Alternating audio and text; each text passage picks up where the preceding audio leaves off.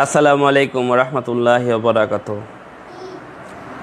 আজকে কিছু কথা বলবো, সেটা হলো নির্বাচন নিয়ে। কোনো নেতা বা কোনো লোক যদি নির্বাচনে নির্বাচিত হয়, তার পিছনে লোকের অভাব হয় না।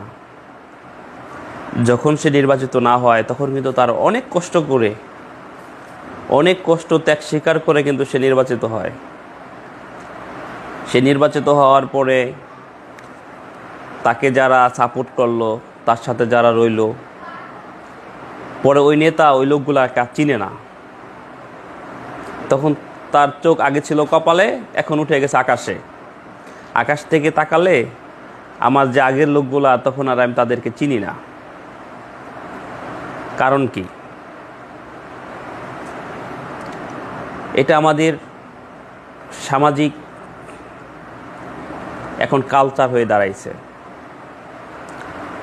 যারা আমাকে নির্বাচিত করলো, যারা আমার পিছে শ্রম দিল, যারা আমার সাথে ছিল, তারা এখন আমার কাজে আসবে না। এখন নতুন যারা আসবে তারা আমাকে হুজুর বলবে, সাহেব বলবে, স্যার বলবে। যেমন একটা কিছু বলে আমাকে, ভালো একটা কিছু বলে আমাকে সম্মান করবে, ইজ্জত করবে। আমি তাদেরকে ইজ্জত করব, তাকে ভালো চেয়ারে বসতে দিব। সে আমার সাথে সেলফি তুলবে, সেলফি তুলে এলাকায় সবাইকে জানাই দিবে যে আমার অমুক ভাই, অমুক এটা, অমুক সেটা। সে কী করবে? তখন ওই এলাকায় সে অকারেন্স শুরু করবে যে অমুক আমার সেই। অত যারা তার সাথে এতদিন ছিল, তারা কিন্তু এর চেয়ে বড় কিছু হলে কিন্তু এলাকায় কোনো ক্ষতি হতো না। কিন্তু ক্ষতি হতেছে তাদের দ্বারা, যারা হঠাৎ করে এসে তাকে পাম্পটি মেরে, তেল মালিশ করে, তাকে ভাই বলে, দুলাভাই বলে খুব কাছের হয়ে যায়। কাছের হয়ে যাওয়ার পরেই এই ঝামেলাটা শুরু হয়। তো এক্ষেত্রে যে নির্বাচিত, তাকে অবশ্যই খেয়াল রাখা উচিত যে আমার এত বছর আমার সাথে কারা ছিল, তাদের আমার দরকার। তারা যদি আমার সাথে থাকে, আমার সামাজিকমূলক অনেক উন্নয়ন হবে, তাদের দিয়ে আমি কাজ করব। কিন্তু তারা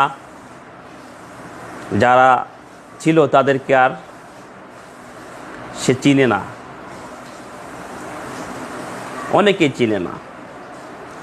এখন নেতা আমি বানিয়েছি, আমি তার পিছে শ্রম দিয়েছি, আমি না হয় ফুল দিয়ে তাকে সম্বোধনা করলাম, আমি ফুল দিলে ছবি দিলাম, ভাই আমি জানি। কিন্তু যারা নেতা বানায় নাই, যারা চিনেও না, ওই নেতায় চিনেও না, জানেও না যে আমাকে কে ফুল দিল, তাকে আমি চিনি কি না। সবাই তাকে ফুল দিয়ে সম্বোধনা জানাইতেছে, অথচ আমি তো তাকে চিনি না। কিন্তু সে একটা ফুল দেওয়ার বিনিময়ে সে একটা সেলফি তুলে তার বন্ধুবান্ধব মহলে ছড়াই দিয়ে বলে যে আমার ভাই, আমার এমুক, আমার তেমুক, আমার খুব কাছের লোক। সে এলাকায় অকারেন্স শুরু করে। আসলে কি এটা ঠিক?